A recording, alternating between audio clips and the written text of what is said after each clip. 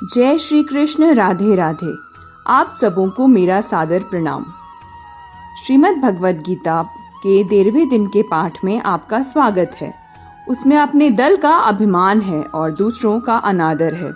इसमें सर्वथा अभिमान शून्यता है और सारे जगत में परमात्मा को देखकर सबका सम्मान करना है।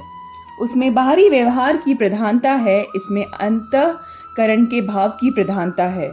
उसमें भौतिक सुख मुख्य है, इसमें आध्यात्मिक सुख मुख्य है। उसमें परधन और परमत से असहिष्णुता, इसमें सबका समान आदर है। उसमें राग द्वेष है, इसमें राग द्वेष रहित व्यवहार है। जीवों की गति, गीता में जीवों के गुण एवं कर्मानुसार उनकी उत्तम, मध्यम और कनिष्ठ 3 गतियां बतलाई गई हैं। कर्मयोग तथा सांख्य योग की दृष्टि से शास्त्रोक्त कर्म एवं उपासना करने वाले साधकों की गति 8वें अध्याय के 24वें श्लोक में बतलाई गई है। उनमें जो योग भ्रष्ट हो जाते हैं उनकी गति का वर्णन 6ठे अध्याय के 40वें से 45वें से तक में किया गया है। वहां यह बतलाया गया है कि मरने के बाद वे स्वर्ग आदि लोकों को प्राप्त होते हैं और सुदीर्घ काल तक उन दिव्य लोकों में सुख भोग कर पवित्र आचरण वाले श्रीमान लोगों के घरों में जन्म लेते हैं, अथवा स्वर्ग में न जाकर सीधे योगियों के ही कुल में जन्मते हैं और वहां पूर्व अभ्यास के कारण पुनः योग के साधन में प्रवृत्त होकर परम गति को प्राप्त हो जाते हैं।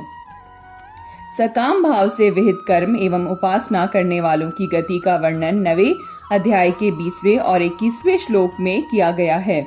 वहां स्वर्ग की कामना से यज्ञ, यागादि, वेद विहित कर्म करने वालों को स्वर्ग के भोगों की प्राप्ति तथा पुण्यों के क्षय हो जाने पर उनके पुनः मर्त्य लोक में ढकेले जाने की बात कही गई है।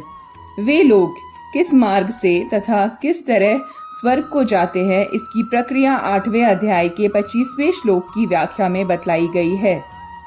14वें अध्याय के 14वें, 15वें और 18वें श्लोकों में सामान्य भाव से सभी पुरुषों की गति संक्षेप में बतलाई गई है।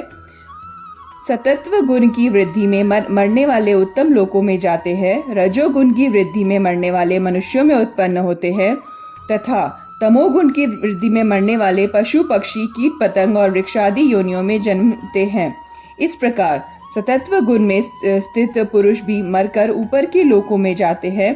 रजोगुण में स्थित राजस पुरुष मनुष्य लोक में ही रहते हैं और तमोगुण में स्थित तामस पुरुष अधोगति को अर्थात नर को और तीर कयोनियों को प्राप्त होते हैं। 16वें अध्याय के 19वें से 20वें श्लोक तक आसुरी प्रकृति के तामसी मनुष्यों के संबंध में भगवान ने कहा है कि उन्हें मैं बार बार आसुरी योनियों में अर्थात कुकर, शुकर आदि योनियों में डालता हूँ और इसके बाद वे घोर नरकों में गिरते हैं। इसी प्रकार और स्थलों में भी गुण कर्म के अनुसार गीता में जीवों की गति बतलाई गई है।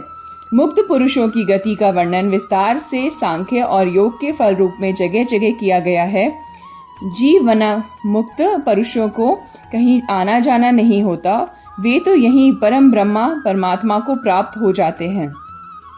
गीता की कुछ खास बातें। गुणों की पहचान।